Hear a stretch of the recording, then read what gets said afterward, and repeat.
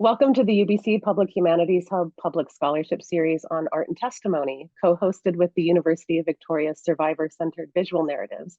I'm Sydney Lyons. I'm the project manager of the Public Scholarship Series at the Public Humanities Hub.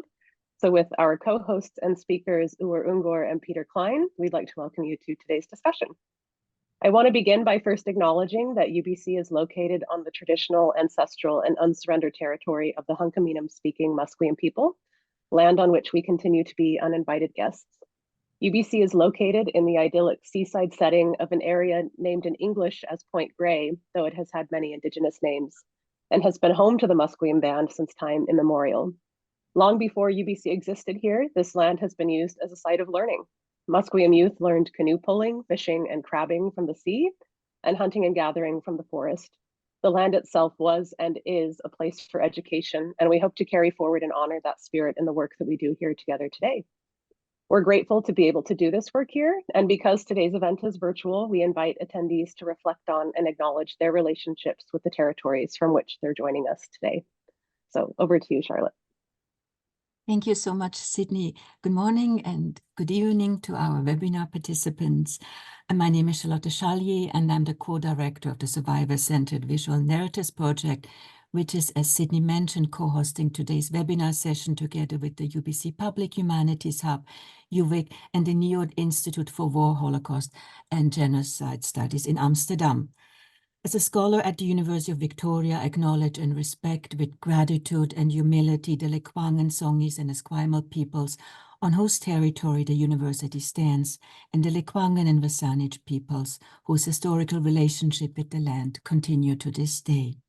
As the co-director of the Survivor-Centered Visual Narratives Project, I respectfully acknowledge that our work is grounded in community-engaged scholarship and learning. Therefore, I would like to express our deep appreciation to all partners in research. Today's webinar session is titled Empowering Narratives, Videotaped Interviews versus Graphic Novels. The act of coercive televised confessions by intelligence agencies has cast a long shadow, making traditional video interviews a source of anxiety and distrust.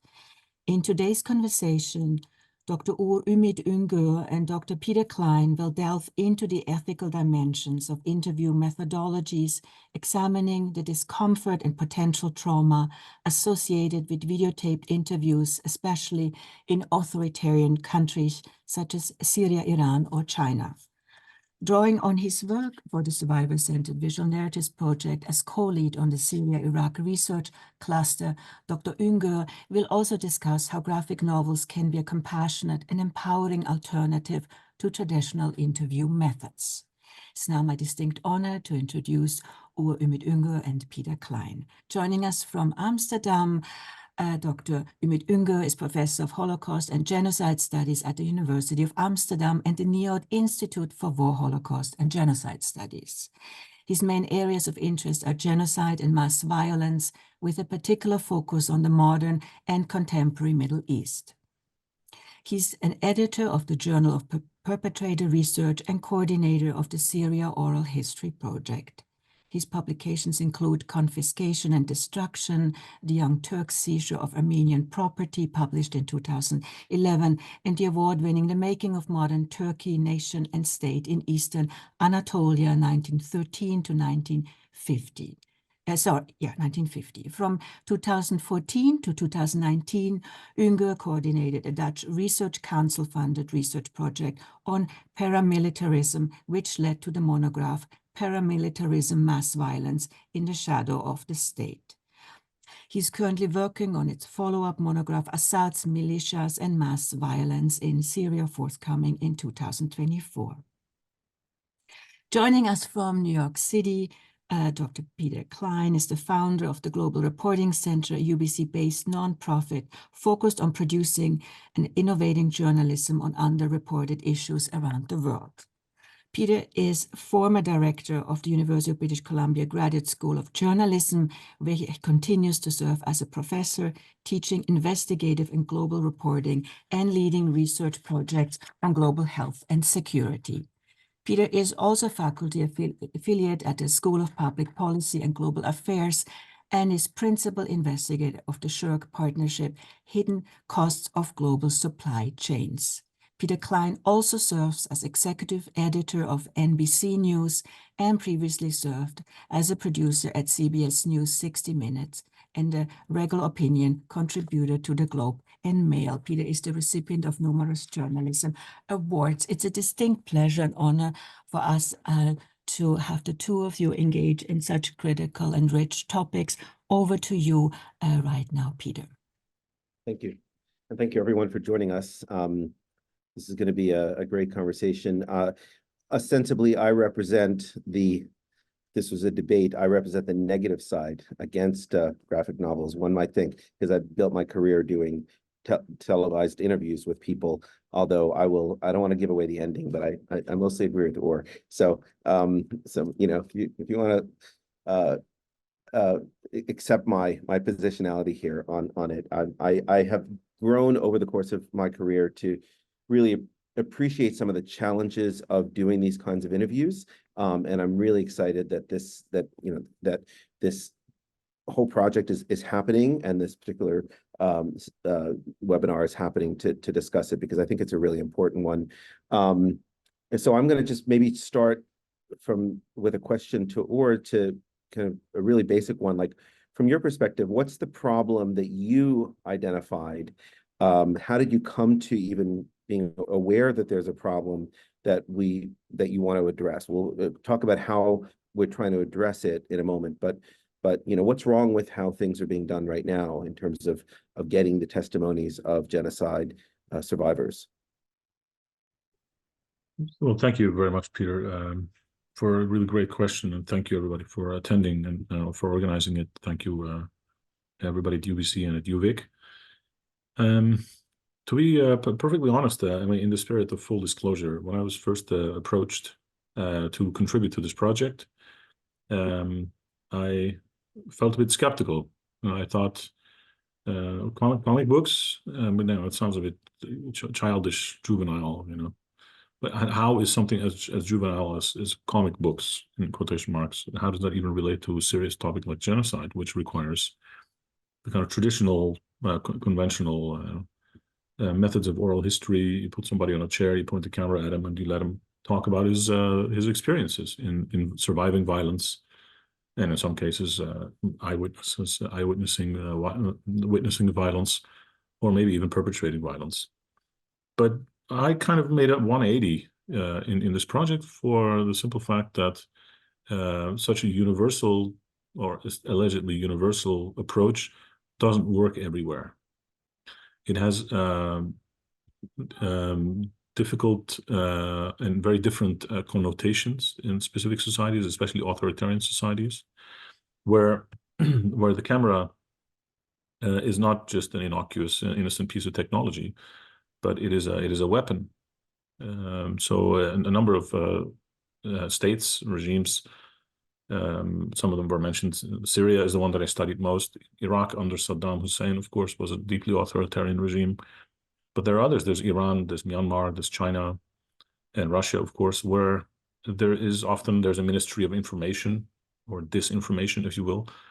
And the media often has a monopoly on cameras and on recording testimonies. And I'll give you a personal example. The first time I visited Syria was in 2006 as a tourist. And during that trip, my camera was stolen, because I went to the historic city of Palmyra, which is well known, of course, because ISIS tried to blow up the kind of the heritage in that city. And I was in an internet cafe where I hung my camera on the chair behind me, thinking that everybody told me Syria is very safe. Of course, when I turned around, at some point, the camera was gone. When I went to ask the owner of the internet cafe, he started trembling and denying that he had anything to do with it. And of course, I was naive, because most likely the intelligence agencies had taken my camera because they didn't want to abdicate the power to a tourist like me coming to a city like Palmyra and taking pictures and taking images. So these type of authoritarian regimes, they have often a monopoly on filming. And during protests or uprisings, such as in the Arab Spring across the Middle East, for the protesters, it was often the only way to shoot back was to get a camera and well, shoot people actually shooting you with live bullets. And at some point also for example, in Syria in the past 12 years, making recordings, so videotaping in public was made illegal. So nobody could hold a camera and point it at someone, whether to record a testimony or whether to film something going on in the public space, except for the government. The kind of original idea that recording is innocuous and is innocent and is the right way to go forward, it has a completely different association, a bad association in a number of these countries. So that's why I thought we need to do it differently. And when I got involved in the project, I thought there is a way of doing it differently. Thank you. Just a quick reminder to those attending, please feel free to put your questions in the comments. We'll be reading them, we'll be going through them, and we might, in some cases, aggregate a couple questions into one question. We might ask them along the way, and we'll certainly be able to do a more robust discussion at the end. I'll just, it's interesting what you said, the story about Syria. I had a similar experience where I was in Damascus interviewing a torture survivor, somebody who had actually been arrested in the US and held in solitary confinement for a long period of time after 9/11, accused of being a terrorist, and they couldn't find anything on him. So then they rendered him to Syria to be tortured in Syria. And then he finally got free and he wanted to talk. I've been talking to him since shortly after he was arrested after 9/11. So I've been in touch with him for years, and I flew to Damascus to interview him. I set up a camera, I was filming, and in the middle of the interview, his cousin, I think he was sort of vaguely related to him, but he like just walked into this, into his apartment while in the middle of filming.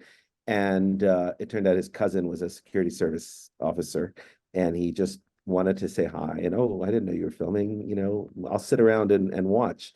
So you're absolutely right. There's a sense of, they want to have the control, they want to control the narrative, and this electronic medium is a very important and powerful tool. So let me push back, though, before we get to graphic novel methodology. It is a powerful tool, and there is something very strong and visceral hearing someone's story, looking into their eyes, seeing their body language, their affect, their, in some cases, the physical damage on their bodies. In Rwanda, you have people, who are amputees because of the genocide. You have all sorts of physical, visual, cues to what they've been through. That's very powerful in kind of keeping the narrative of torture, genocide, crimes against humanity alive. Is it giving up? Is it giving up this very powerful tool that these states want to control if we sort of walk away from that? I'm curious what you think about that. Well, maybe not necessarily. I mean, it can be, of course, a complementary method.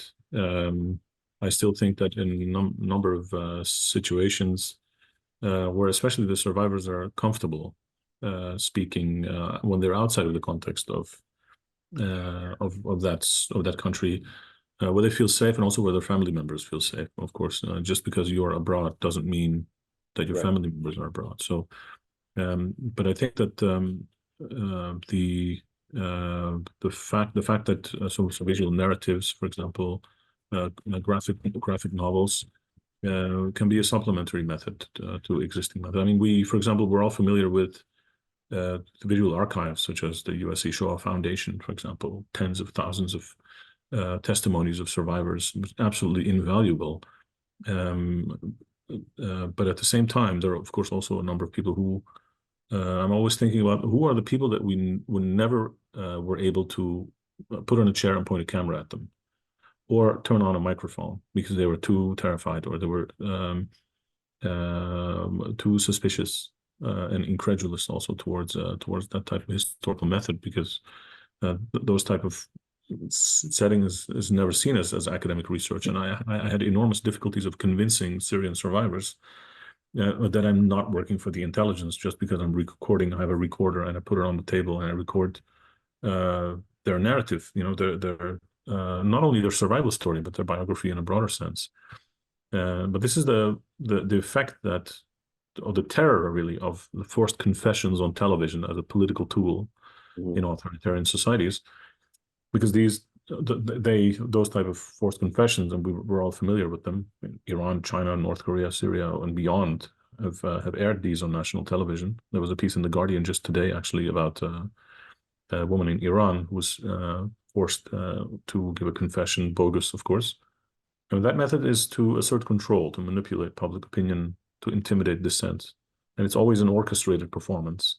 It's not so much actually who is standing in front of the camera, but behind the camera.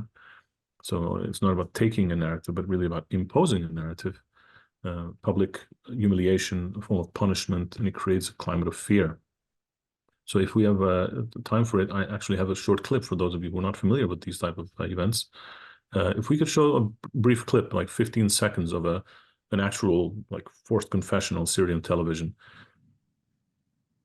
This is in Arabic, but you don't need to know the language for it.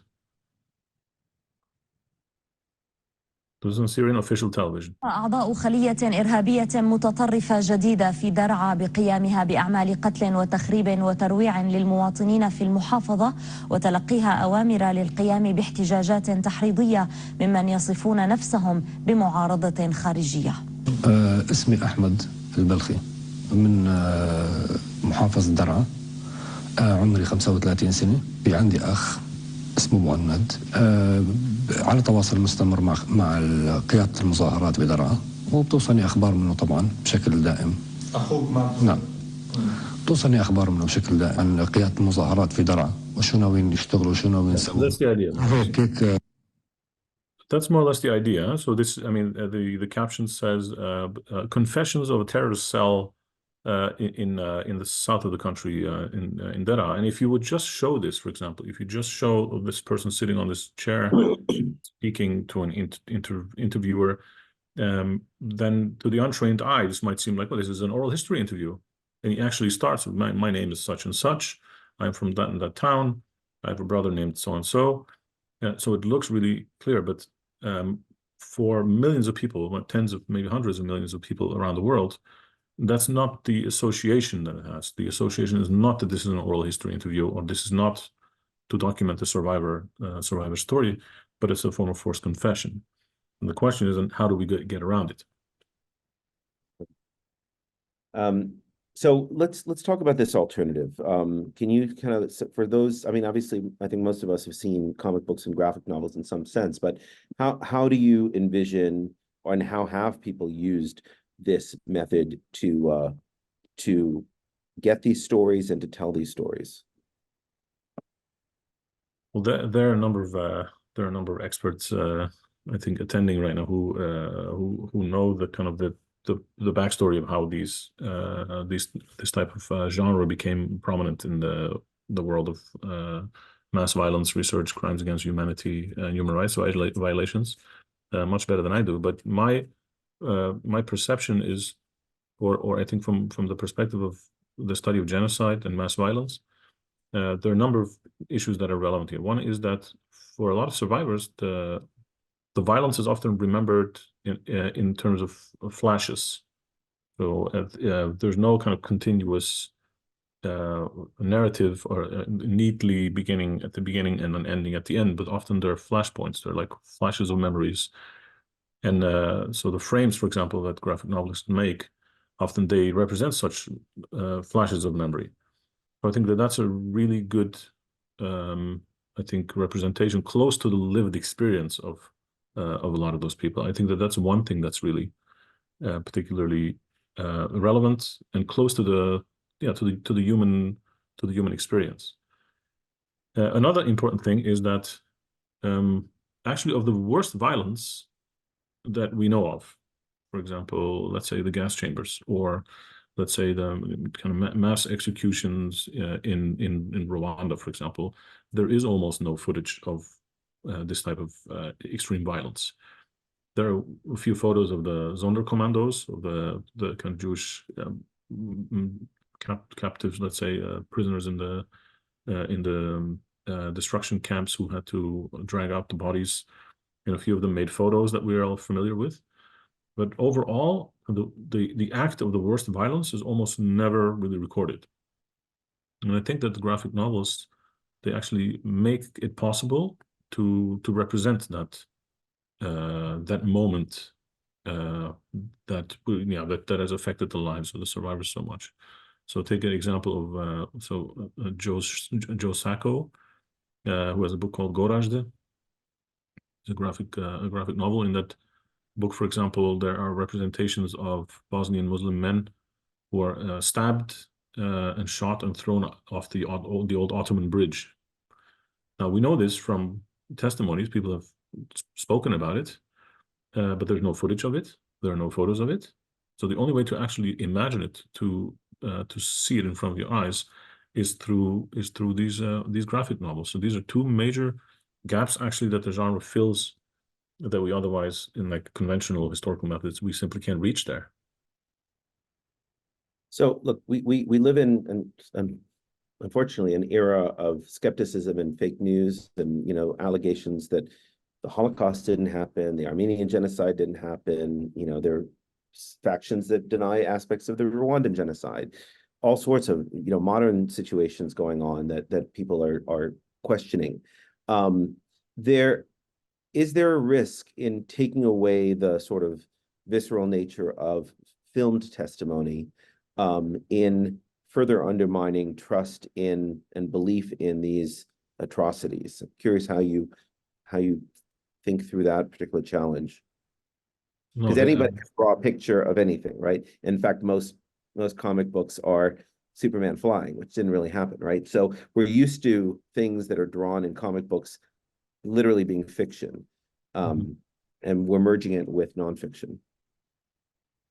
That's, I think, exactly the kind of popular misconception that this is frivolous and this is fiction or science fiction mixed with half-truths and some truths. But I think that, this is a really important question. How do you combat denial? Do graphic novels, do visual narratives, do they help in combating denial? As somebody like myself who was basically half my life, I've worked a lot on the Armenian genocide, and this is one of the most kind of proactively denied genocide in the world, really. So the Turkish government spends millions in pushing forward narratives that are simply incorrect, that are against what this scholarly consensus is, what they pose. So in one way, I would say no, deniers are going to deny, and whatever you throw at them, even if it's an eyewitness testimony by somebody telling them their story in front of the camera, or even in some cases, if it is actually recordings of the actual violence, because we're also living in an age exactly where everybody has a smartphone like this and it has a camera, including the perpetrators. So what we know, for example, from perpetrators from Syria, from Myanmar, from all around the world, in some cases, for example, the Islamic State, they even broadcast their own atrocities, that deniers will even deny that those images are real. So because they will say, well, this is AI produced, this is kind of manipulated by fake videos, this is a deep fake, etc. So now we are in actual trouble, I think, in the coming period. We are in trouble because the disbelief is being made really easy because of AI. And I think so. Convincing the deniers, I've tried it for 2 decades and I've been unable to do so. So in a way, they are going to do what they're going to do. But I think for us, let's say for scholars and advocacy, people who are interested in advocacy for human rights, or for example, reporting and journalism, how do we go easy on the survivors? So instead of confronting the perpetrators, how do we make sure that the survivors are treated with a respect and a gentle touch that is different from also a number of, for example, sensationalist ways of reporting survivors, right? Such as going into a camp in Myanmar, for example, or so across the border in Bangladesh, and asking, are there any women here who have experienced sexual violence? Can you please come in front of the camera and tell your story? I think that's an undignified way of representing survivors.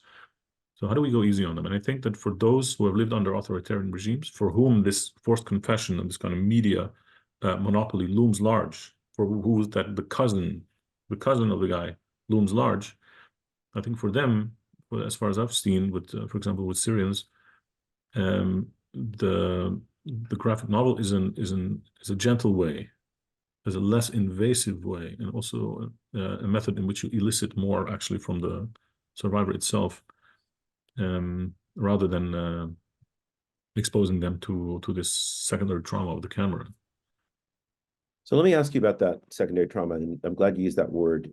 There is some really valuable scholarship in the journalism area, as well as in other areas, about the trauma of these kinds of interviews. When people have been through trauma, you're re-traumatizing them, potentially re-traumatizing them. After the Bosnian War, it was interesting. There was this effort to help.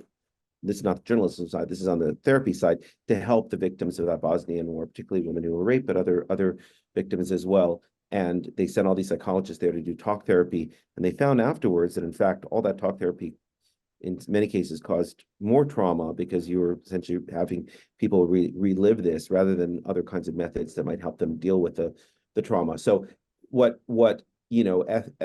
ethnographers and journalists and scholars do has a real risk of re-traumatizing people who've been through these situations.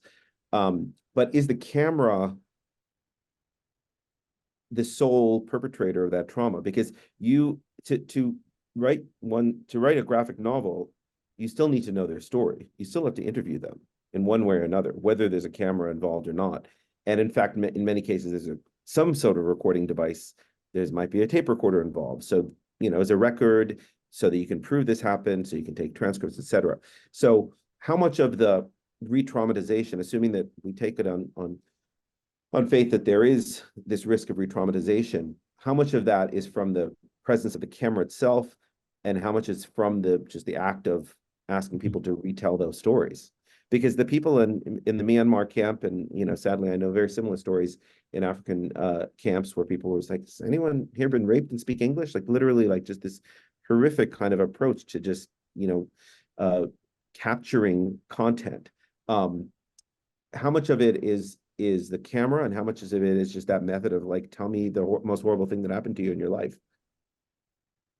Yeah, no, I think that's entirely valid. And of course, even in this project, for example, when the research of the artist, when they interview the survivors, I mean, initially they use a sound recording for and actually a series of interviews in which the interviews are recorded, in which the sound is recorded and which is then transcribed, and later the artist will read the transcription, and that will inspire him.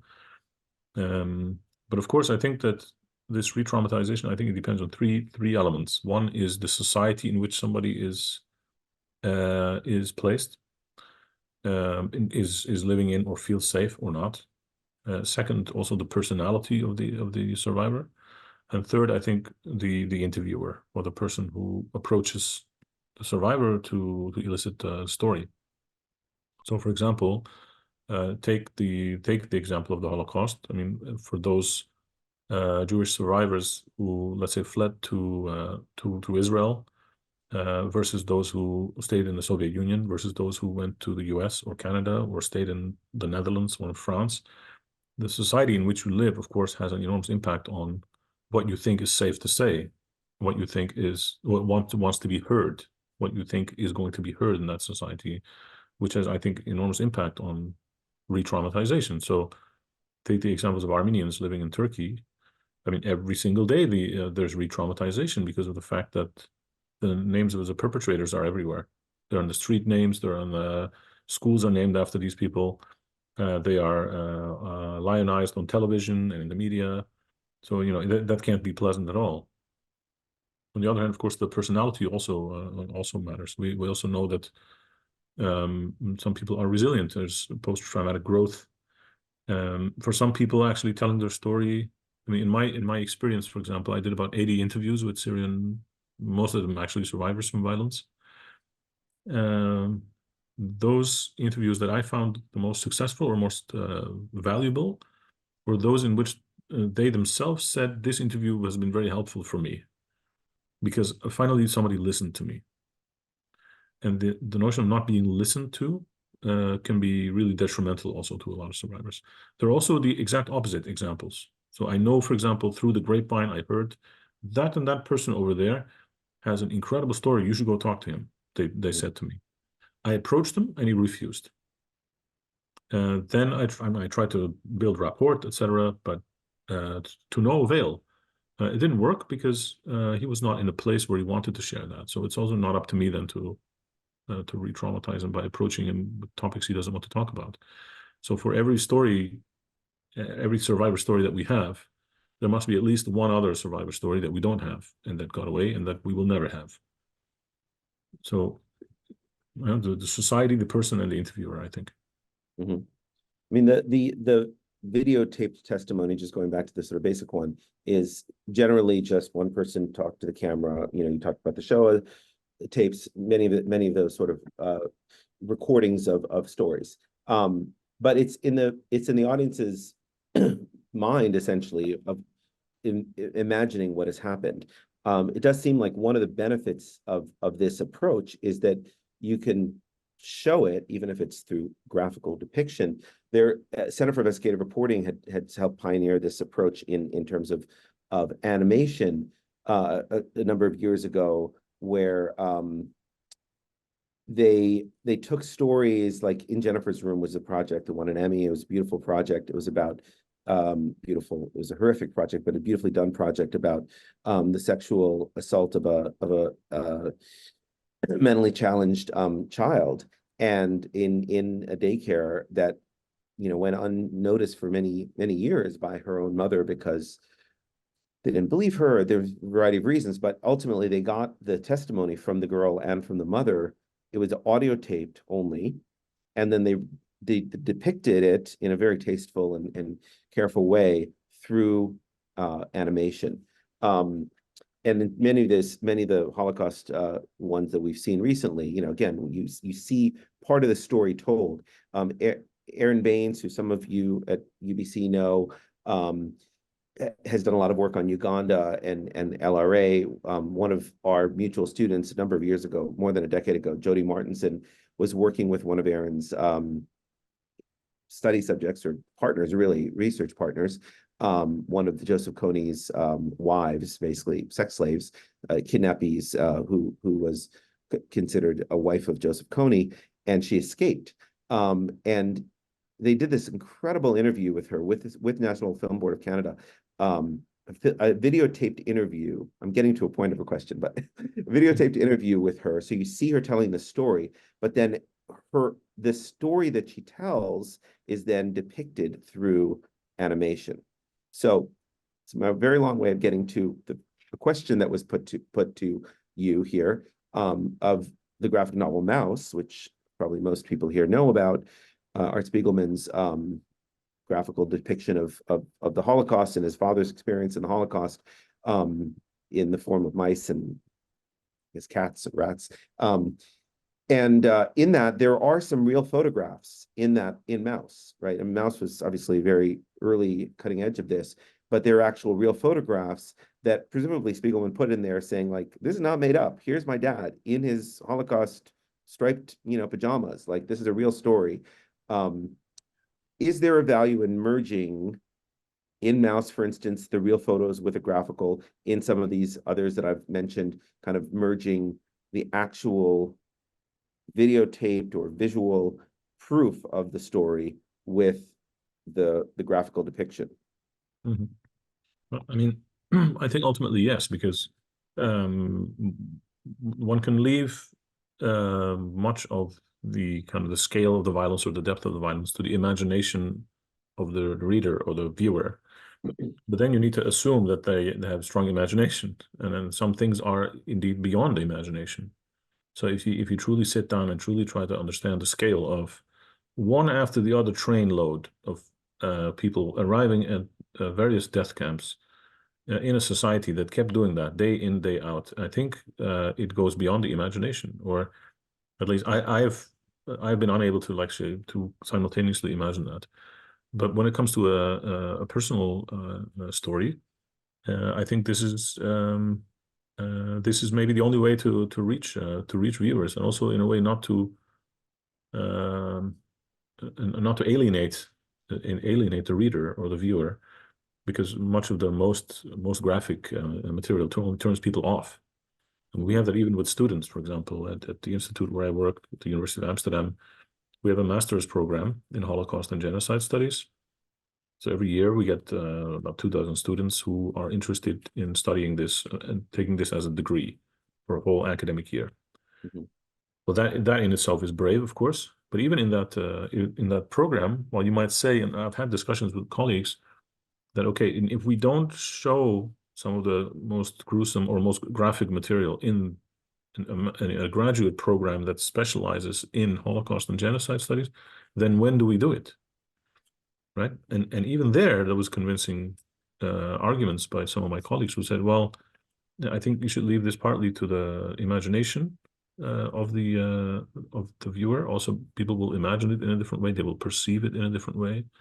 Their sensory experiences, for example, if somebody speaks about, there was a Rwandan genocide testimony where somebody survived a massacre, basically left him for dead, but he survived. And he was talking about the metallic smell of blood because it was everywhere. And I never, until then, this is a while ago, I never had the feeling that blood smelled metallic. But every time, for example, that I now, there's a piece of metal, for example, in my mouth, or if I smell it, then that testimony comes to mind. So it's also a sensory connection that you have with the viewer, I think. So as a reminder, I think it's really important to show this material without turning people off or without numbing people, because we pile on graphic material, and of course that's inflation. And there's the old, somebody once told me, show, don't tell. And I think you could also flip this around. You can say, tell, don't show. Yeah, no, that's. Are there other methods that you've seen, that you know about, that you've thought about, that would allow some of the problems that you're addressing to be solved with a different approach? Whether it's I'll throw out an example of one, and I'm curious what your thoughts are on it, but I'd love to know if you have thoughts of others. At the Global Reporting Center, UBC, they've been championing what they call empowerment journalism, where they work with marginalized communities, primarily marginalized communities, and different kinds of affected communities that have important stories to tell, but don't want to come with an outsider's lens, and often there's suspicion. So there was a wonderful project that Brittany Dennison had run called Turning Points, which looked at alcohol dependence in indigenous communities, particularly in Yellowknife, mostly in Dene communities.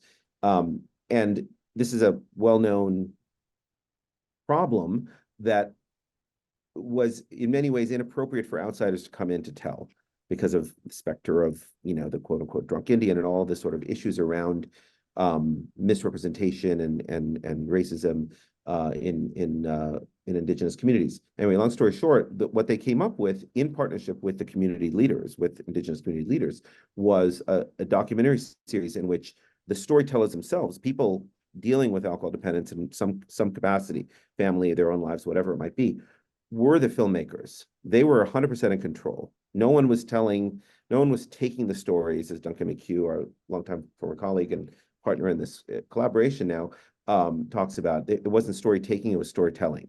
And so they were empowered to tell whatever story they felt comfortable framing. They were the authors of these stories, and most of these people were not professional storytellers. So we had facilitators helping them tell their stories. But to a person, they all felt so great about it because they had control, they had agency. It wasn't others telling their own stories, it was them telling their own story, but it was through video. So the power dynamic was shifted. So I'd love your thoughts on that in particular, but also just other ways of approaching this sort of top-down, outsider in, tell me your trauma story on camera. Are there other approaches that you know of that you think are worth exploring? Well, I think this is a beautiful example of it, actually, about empowerment and allowing people to curate their own story, so not just to narrate it, but also to curate it. So, I mean, there are a number of examples of this type of kind of empowerment. So, you know, the major refugee crisis in 2016 in Europe, when, of course, over 1 million Syrians, especially Syrians, fled to Western Europe because of the relentless bombing, destruction, and the violence of the regime, especially the Russian Air Force. Many of these people, of course, they had smartphones, and many of them recorded aspects and parts of their flight on their smartphones. And I've actually, when I was doing interviews with people, when I was asking about, okay, how did you? It's generally the final part of the interview is about how they flee and their life in exile abroad. They would often pull out their camera and say, look, this is me in a camp in Hungary. This is me in a camp in Serbia. This is where we tried to cross the sea and we almost sank. So in a way, I thought, you know, you already curated your own story. The only thing you need to do is actually make a multimedia presentation, and you have your own, you basically, you have your own narrative arc. So, well, that's one example. Then the other thing is, what I also noticed when interviewing, and I didn't attach any meaning to it then, but now actually I've come to think of it, that it is relevant, that during my interviews with Syrians especially, when I was sitting across them, often in one-on-one setting, sometimes in a small group, they themselves very often would pull out pieces of paper and a pen and start drawing. They would start drawing, for example, to explain how the torture implement worked, or how it looked that the person was tortured with. Or, for example, they would draw small maps of the city. This is where the intelligence branch is. This is where the school is. This is where they arrested me. They themselves started drawing. And I've taken pictures of these drawings in an effort to hopefully that I'll try to integrate them. But this is, of course, a really good way actually of different forms of expression. And they're not necessarily zero sum. It's not that one is good, the other one is bad. No, actually, if you leave it up to many survivors, they themselves want to produce images, and whether that's with a smartphone or they take pen and paper or old school. And this is also relevant, I think, because there's cultural relativism, right? I mean, genocide is a global phenomenon. There are varying literacy levels around the world. A lot of survivors, for example, of various genocides, maybe they can't read or write. Then, of course, the spoken word is really, really important. And a lot of cultures, of course, are oral cultures where stories are told from generation to generation. So think of the Yazidis, for example, in Iraq, the 2014 genocide committed by Islamic State. There's a tradition of Yazidi bards singing songs. In Kurdish, they're called dengdej, singing songs about particular historical episodes of victimization. And those stories are told from older generations to younger generations who listen to them and who then memorize them and tell them onwards. So, you know, if you don't at some point record some of them, then of course they might be lost. And this is from actually many Yazidi oral history projects themselves. So there are various ways of recording these images. Mm-hmm. Susie, Virk has a question. I'm going to go to you in a moment. I'm going to turn on your mic, but I want to ask a follow-up to this one, because you mentioned illiteracy, and I think that's an important one, that, you know, we can't just assume that people are necessarily can even read these stories, and which is often sometimes the case in places where some of these atrocities take place, and you may not engage them. There is I'm curious what you think about what La Benevolencia is doing in Rwanda. This is a project that was started actually by children of Holocaust survivors.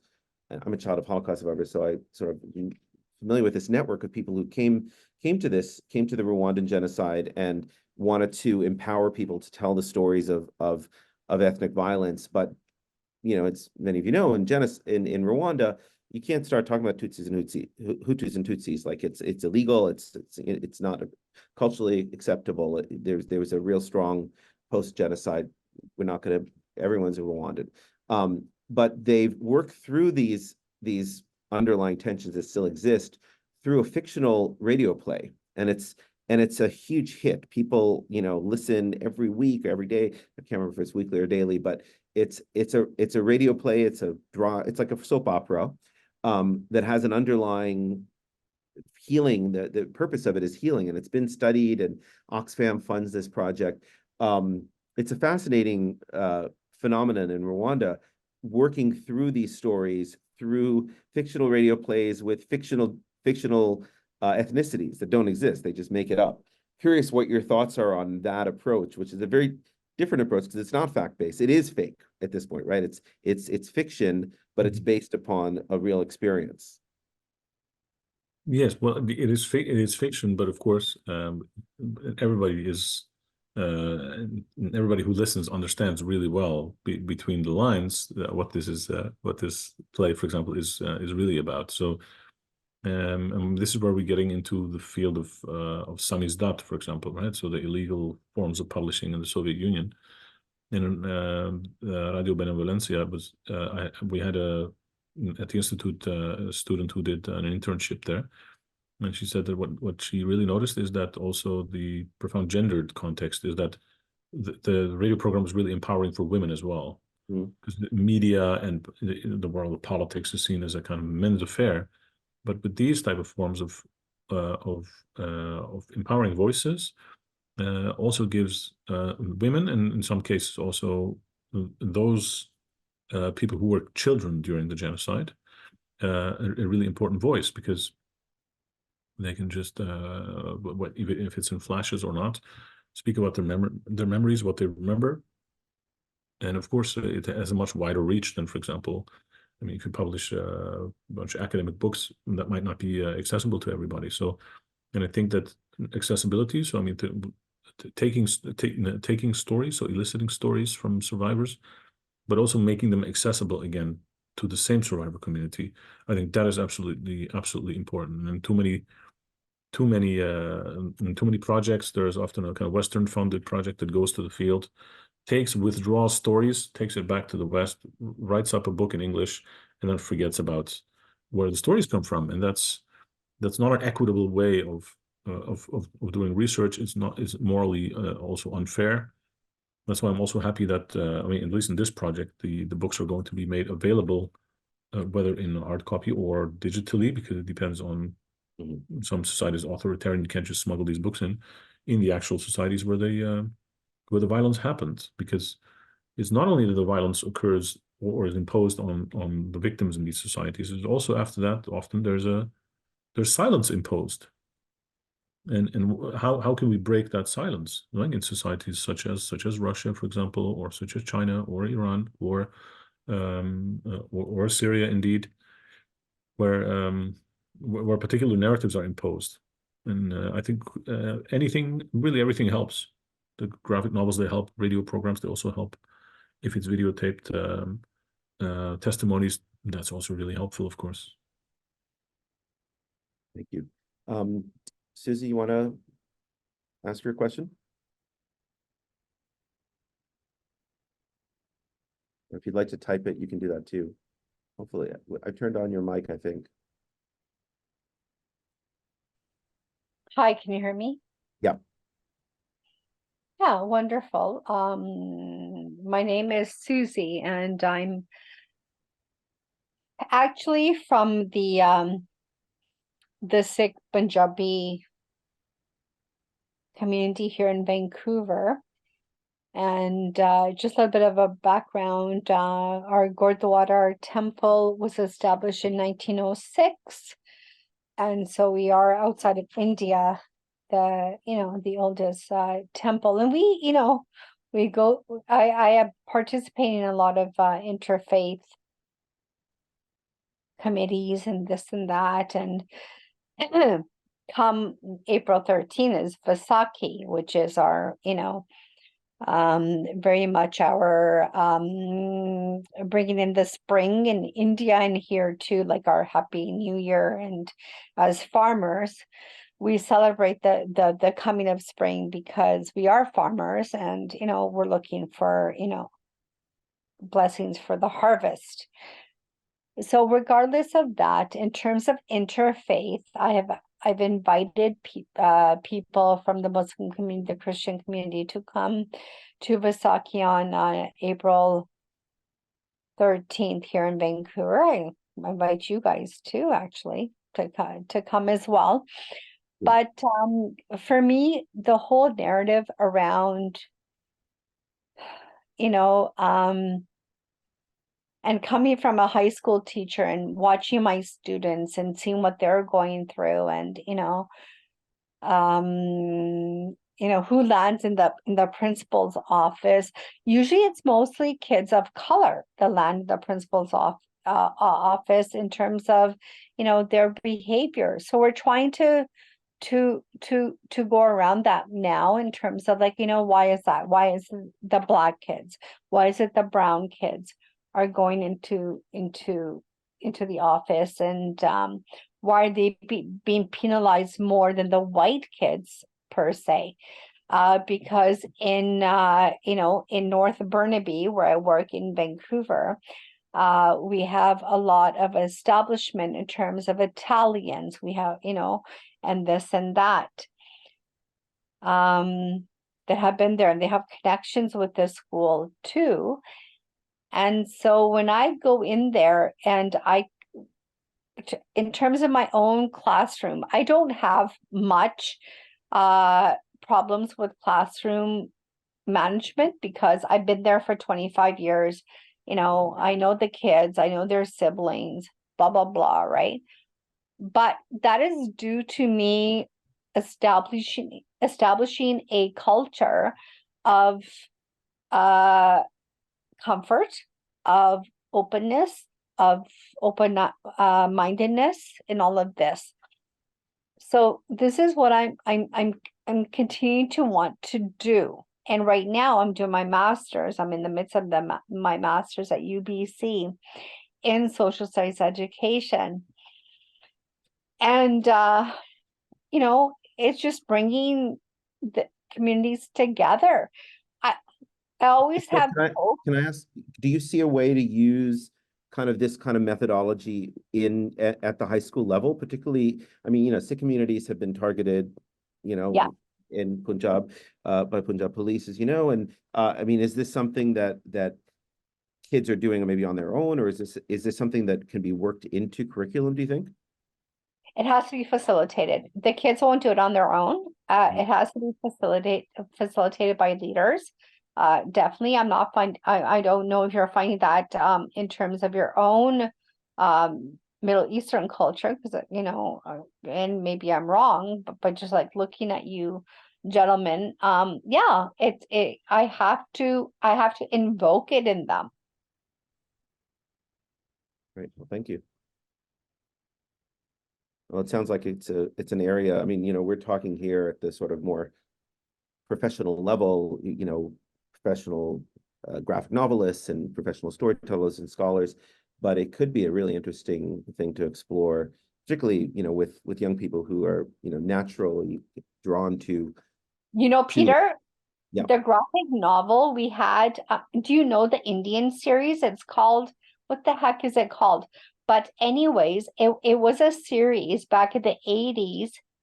I can look it up, and it was about the Hindu gods and the Sikh gurus, and it was literally a comic book that we would buy from the Gurdwara. They would have stands up, and we would buy that in the 80s. I'm 50 today, but or not today yet, but this year. But yeah, a gotcha. What's it called? That series of comic books. Speaking of graphic novels, do you know what I'm talking about? No, but we'll look that up. It could be interesting. If someone knows it, put it in the comments. I want to move on to the other questions because I know we don't have a lot of time. But if others have questions, you can put them in the chat or raise your hand like Susie did, and we'll just turn on your microphone. Anybody else?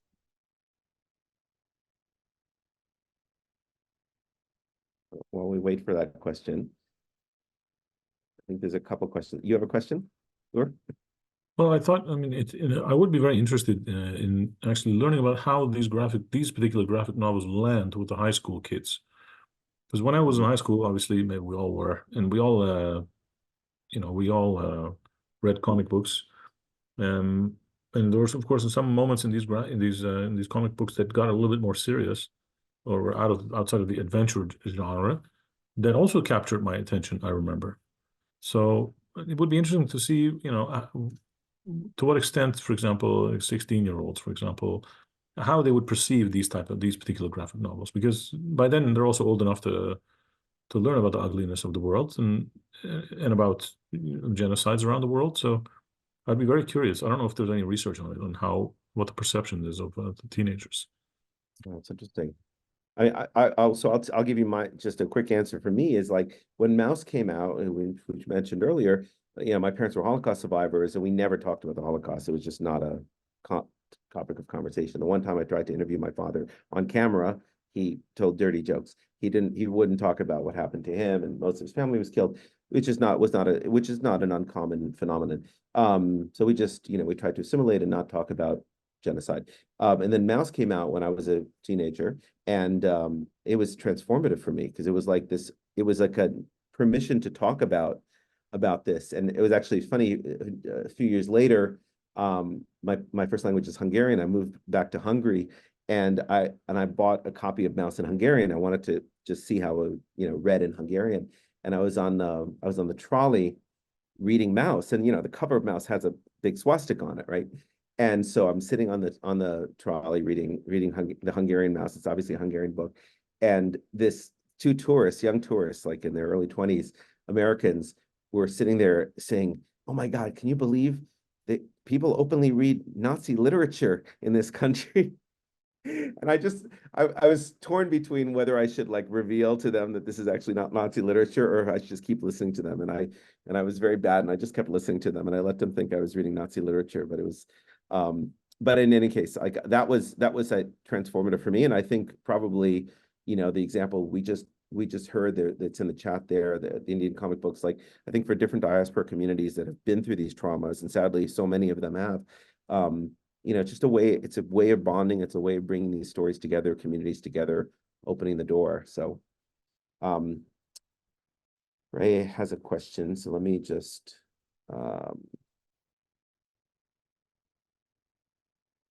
I can open up the mic, I think.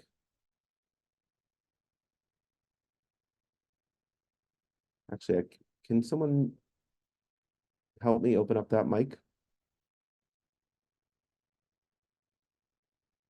I don't see Ray Costain.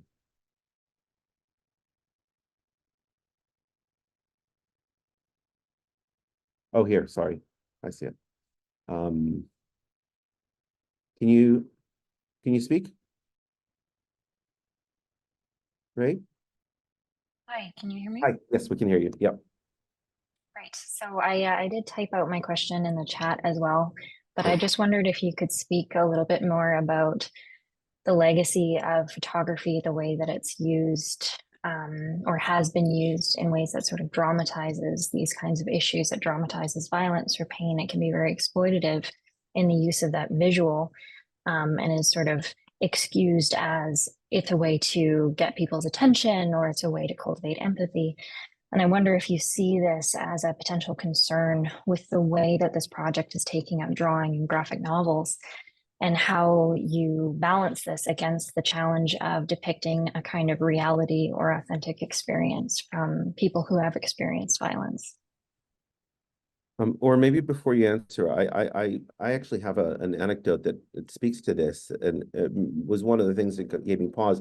I spent some time in Rwanda with that Radio Benevolencia and other places, and one of the things I was doing was I was there with a photographer one of the few photographers who was there documenting the genocide when it happened in Rwanda, and we went back to this church where one of the horrific genocides had taken place, and we were walking around, and then we saw this group of people, older people, and sat down with them. We were filming this for a documentary, and sat down with them. And this photographer, was an Australian photographer, had a big magazine from Australia. It was like the Time Life of Australia. It's a big glossy magazine that he had with a cover from that outside that church with dead bodies.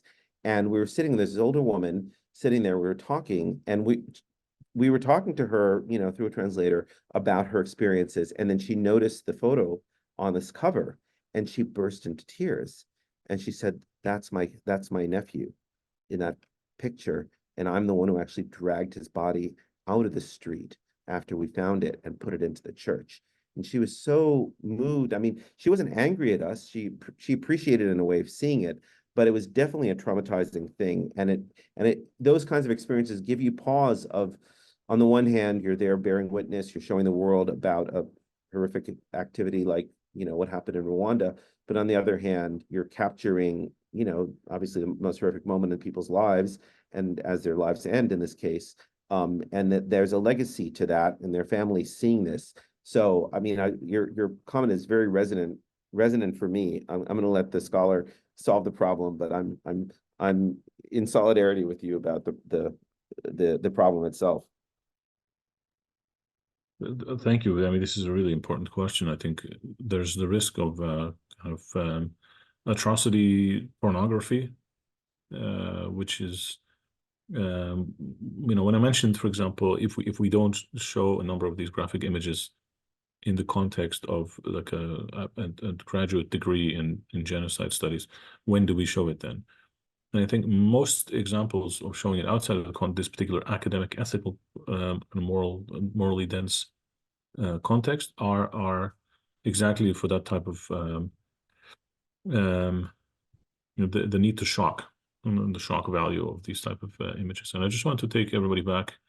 I think at least some of us will be old enough to remember the year 2015, 2016, when all those images from videos from ISIS, the Islamic State in Syria and Iraq, were sent into the world, not just photography, but videos that not only dramatized and exploited pain, but actually imposed it because of the actual photography and because of the videos. So this was really, in a way, a kind of double whammy. So people were being slaughtered, there's no other way to say it, in these videos, fully recognizable in HD. And not only that, but also their family members had to watch that, or had to see their loved ones die these horrible deaths for so many times. So and I think the full impact of all that videotaped and broadcast televised violence has yet to manifest itself, I think. But I think exactly for that reason, this project, for example, or a renewed attempt to how to deal with this type of violence and graphic violence, visual depictions, is because there are so many too many unethical images out there. This is exactly why we, I think, and certainly in this project, need to curate and contextualize in a way where we prioritize our kind of moral imperative above everything else, right? So to give the example, I mean, to basically follow up on what Peter said. So when, for example, the family members or the loved ones of these survivors, when in the end, let's say in a few years, when they get their hands on these graphic novels, they shouldn't feel that these graphic novels exploit their pain or dramatize their pain, or in various other ways are forms of emotional manipulation, but it should be a mirror to their society. And so the survivors that are interviewed, they're not exchangeable, of course, but they're also, and many of them have said themselves that they're not unique necessarily either, because there are many examples of, for example, in the Middle East cohort or in the Balkans or Rwandan cohort, unfortunately, there are many victims, and each of them has a unique story. So I think that what we're doing actually is we're going against the grain of these, the proliferation of this incredible amount of gore material that's out there. And I think so in this project we'll have to try to mitigate that. Mandy, do you want to ask your question, or would you like me to read it?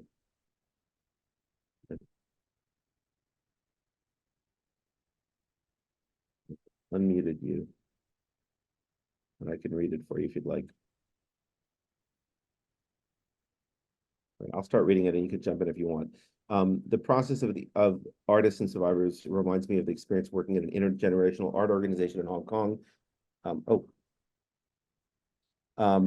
I remember we used questions from a dialogue book. Once an elder cried and talked about how she never met her brother when she was young, since he was killed in World War II. Students and teachers silent. As a teacher, I don't know how to respond. And I mean, it sort of speaks to what you were just talking about, or about, you know, there's these kinds of experiences, whether they're videotaped or graphic novel or whatever facilitated conversations, they do have this impact on people, an emotional impact. It has, you know, trauma. Like how should people respond? You know, this is one of the whole, you know, people talk about like even a simple thing like finding out a friend lost their parent, you know, which is you know, sadly a normal part of life, right? Sometimes people don't know how to respond and say, oh, I lost my parent too, or I feel bad for you, or what, you know, no one knows how to respond. And when it comes to this, it's like, you know, 100 times more difficult.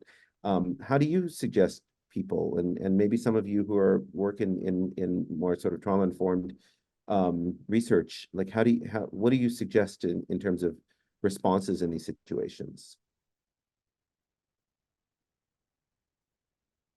Or do you have any thoughts on that? Yeah, I mean, of course, for dozens of people that I've interviewed, a number of them had actually really clearly psychosomatic symptoms during the interview. Mhm. So what do you do then? I mean, I think what's really important is expectation management. I mean, I'm not there as their therapist, of course. Although in reverse, many of them found it, in their own words, therapeutic to talk to me, to get their story off their chest. Somebody listened to them. But of course, if there's like a really serious breakdown, for example, like a mental breakdown where somebody cries, then I think first as a human being, you have to do your duty and offer a shoulder. But then also, I mean, I tried not to overstretch my my boundaries in that. Well, I'm not a trauma therapist, of course, but I do know a number of people who are, and I do know the address of the trauma center here in Amsterdam, South Amsterdam. So I would refer people to it. And a number of those people that I advised to go there, they took up that invitation, or and then others didn't. But that's of course also up to the responsibility of the survivor themselves. The notion of a constructive victimhood. You can only do that much, really. But never forget that you're also a mensch. So offer a shoulder when you have to. Well, there's a sort of a related question from Sydney that I'll read, because she can't actually, I can't turn her on because she's one of the organizers here. In the past few years, illustrated journalists have won the Pulitzer Prize for graphic reportage, like Fahmida Azim in 2022 for her portrayal of Chinese oppression of the Uyghurs. What are your thoughts on graphic reportage or illustrated journalism? Do you see this as complementary medium to traditional journalism and or the documentary style graphic works? I have some thoughts on this, but maybe you can start. I think this question is for you, really. I'd be curious what you think. This is the question I would have asked you. Yeah, well, I mean, it's a very tough one. I mean, it's a tough one from the standpoint of the storytellers, if you want to call us that, the journalists that, because it's very difficult to witness these things, and it's very difficult to capture these on camera, on film, and to tell these to bring these stories to the audiences. There is an inherent simplification process of a 2D photograph or even a video that just, I mean, you know, I think we've all experienced this when we travel and you take some photos and then you show your friends. It's like, this photo doesn't show the majesty of this temple in, you know, India, or this jungle in wherever you were, you know, like the experience you have is so different than this photograph. The photograph can't capture it. So, you know, the challenge is then to how do you show that how do you show images that capture your experience? And what ends up happening sometimes is you go to these extremes. You show these most horrific images. And I mean, there's a famous one some of you may know about. I think they call it The Vulture and the Little Girl. It was a photograph from, I don't know, 20 years ago or so.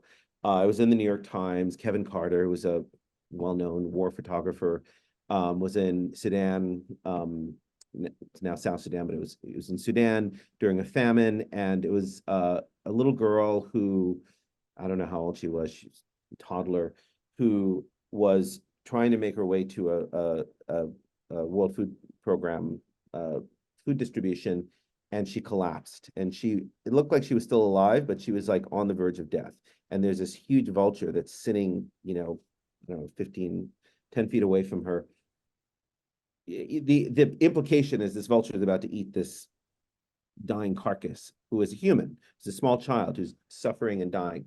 Kevin Carter took this photograph. It won the Pulitzer Prize. It had incredible resonance. It raised awareness about the famine in Sudan. It probably had a lot of good that came out of it. But it was interesting because it was a very controversial image because it felt exploitative. You're capturing this little girl in this horrific moment, and Kevin Carter ended up killing himself in part because of the impact of having taken that photograph and the resonance of it. So, I mean, the little girl ended up dying. Everyone thought it was a boy at the time, but it turned out it was a girl. But I mean, there's no good answer because, is the answer not to document the horrific famine in South Sudan? I mean, that's not a good answer either because, people are starving and there's geopolitical reasons for it and all sorts of, as well as climate change, all sorts of reasons famines happen. We want to know about those issues. And it's hard to convey through words alone how horrific a famine is if you haven't witnessed it. So there's not a good answer, but I mean, maybe this graphic novel approach or hybrid approach can bring us closer to an answer. That's the best thing I can say.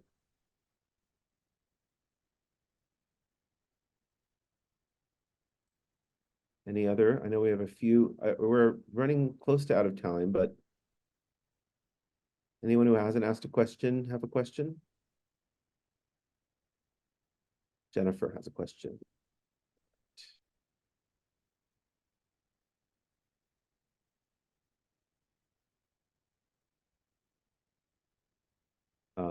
Okay, I will read it unless Jennifer, you want to co-host, so she can't read it. Okay. I'm curious about the legacy and impact for each medium, because I feel like graphic novels have a longer lifespan, but video have a more immediate impact. Yeah, I mean, look here, we're talking about Mouse, and that came out in 1980, right? So that certainly has had a resonance that most works of journalism or documentary or photography from 1980 we've long ago forgotten about. So, or what do you think about the legacy of the impact of these different mediums? I mean, I agree that videos have an immediate impact, but then also they can be fleeting. They can kind of disappear. Can you give you an example of, take the conflict that I studied most of, the conflict in Syria. There were at some point about like over 1 million videos of the conflict. And of course, no lifespan is sufficient to watch all these videos, to analyze them. But of course, most of these videos, they were at some point on YouTube. And there were a number of NGOs who kind of downloaded them and documented them to make sure that there was a permanent archive of this terrible war, which included, of course, many atrocities, horrific.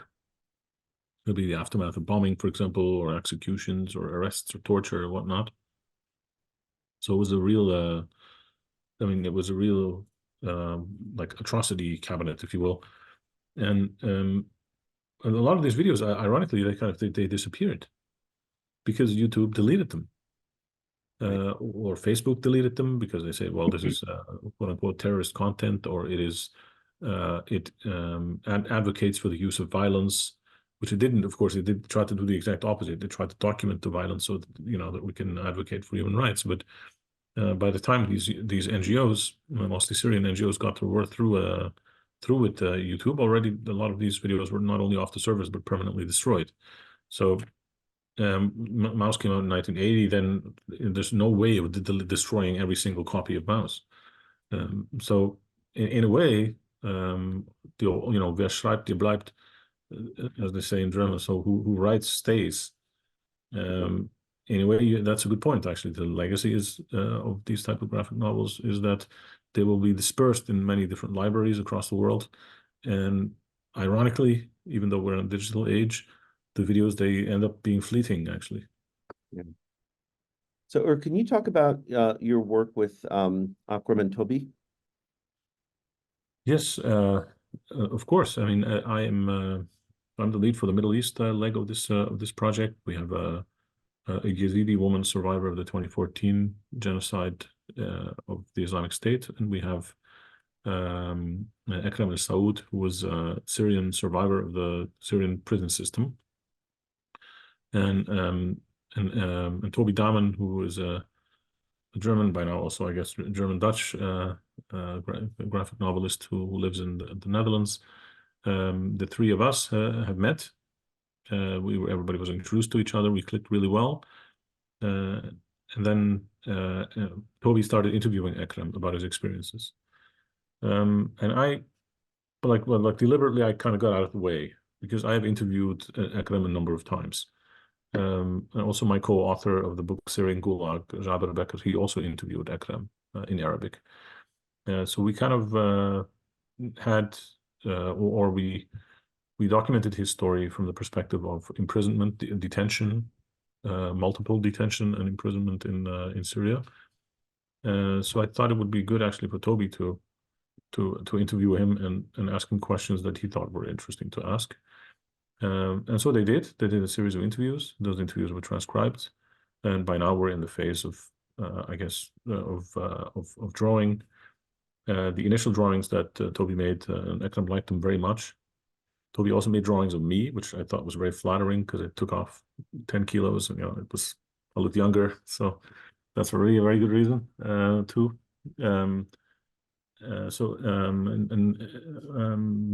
Basically the interviews, so the narrative of that of those series of interviews, when I'm needed, so when my expertise, for example, in the history of the Middle East is needed, then they call on me if they need me. But actually, between the two of them, they've been doing, I think, a terrific job in gradually producing this graphic novel, and I'm looking very much forward to the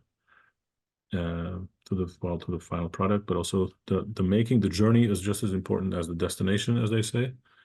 For Ekrem, I think the first time that he is interviewed by a graphic novelist, and I think for Toby, this is also the first Middle East project that he does.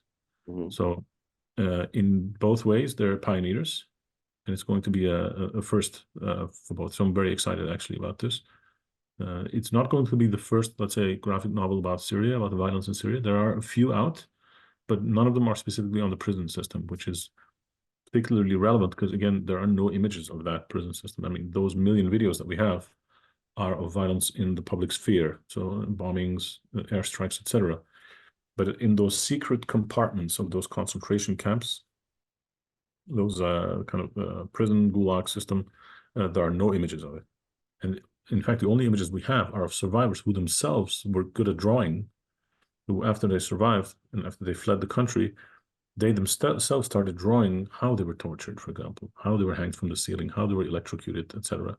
So there's a great connection between an existing art form of the survivors themselves and this really beautiful cooperation between Ekrem and Toby. Great, thank you.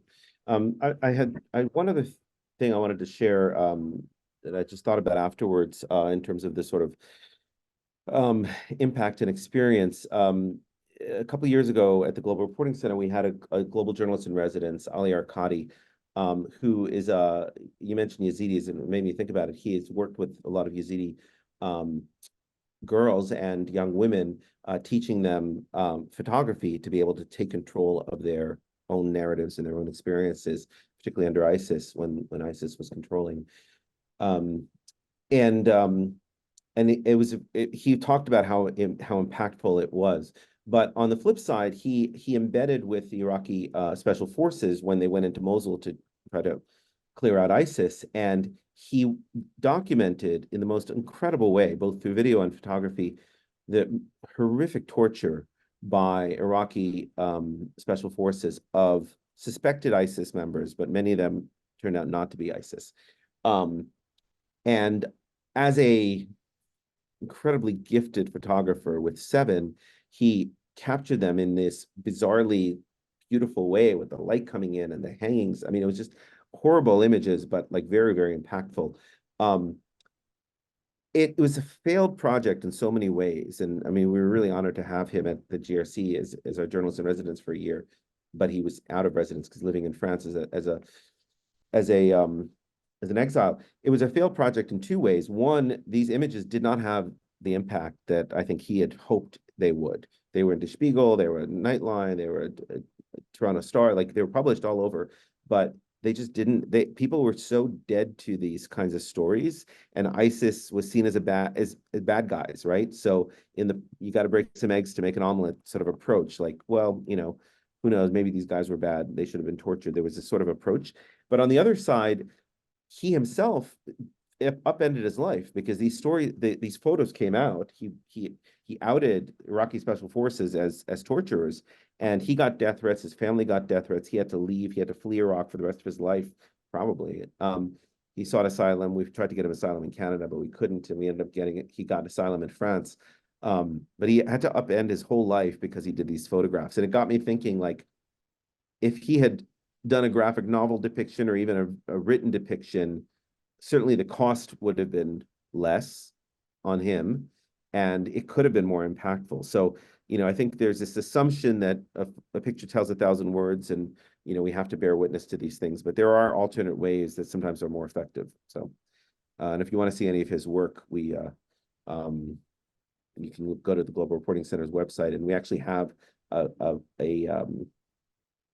like a newspaper of his imagery at the Global Reporting Center. At some point, we're going to have an event and distribute it. But it's a very intense project. And he's been trying to work through it through art now. He's actually doing he did a fellowship at Beaux-Arts, and he has been turning some of these images into artistic renderings that have had more impact. So it kind of comes full circle.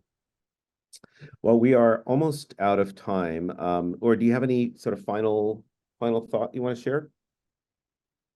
Well, maybe just one. I think that the projects such as this one, where we think that we know everything about genocide, and actually everything has been done and said about it, and there are no original ways of looking at it. I think the project really belies that, so that it disrupts the kind of conventional wisdoms that we have about documenting narratives, and also in an open-ended way. So right now, I guess we're still relatively at the beginning of this project, and I don't really know how it's going to look next year or the year after.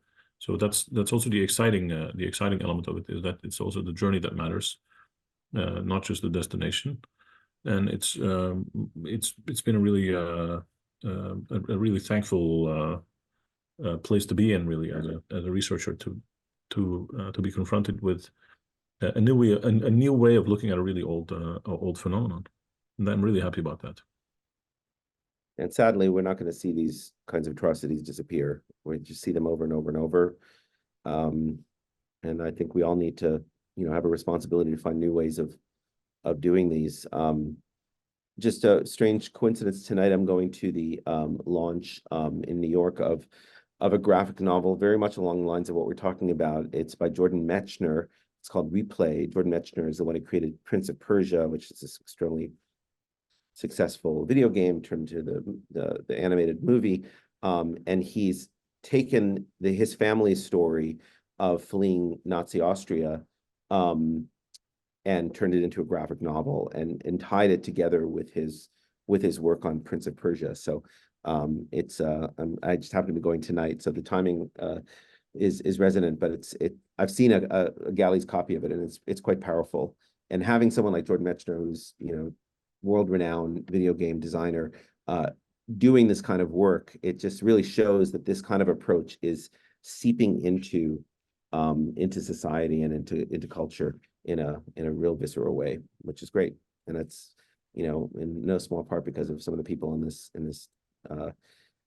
this group here who've been really championing this kind of work for a long time. So thank you. Charlotte, can I hand things over back to you?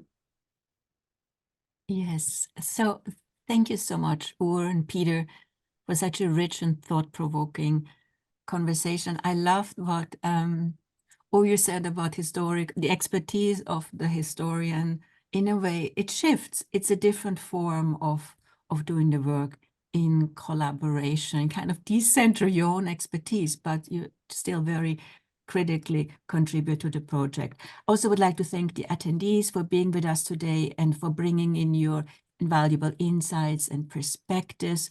Please feel free, if you need a little bit more time to reflect on it, to send us your questions at a later point. And I would like to thank UBC Public Humanities Hub, as always, for being such a fantastic host.